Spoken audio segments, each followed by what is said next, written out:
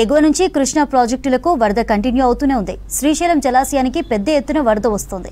దీంతో ప్రాజెక్టు 2 గేట్లు 10 అడుగుల వరకు ఎత్తి నీటిని రిలీజ్ చేస్తున్నారు.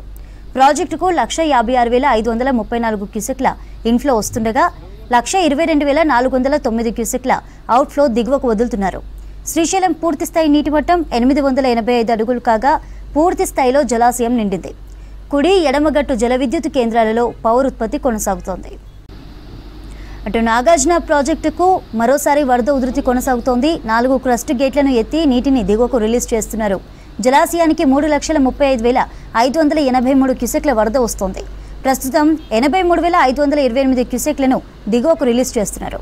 ప్రాజెక్టు పూర్తి స్థాయి నీటి మట్టం 590 అడుగులు కాగా ప్రస్తుతం 589 అడుగుల నీటి మట్టం ఉంది.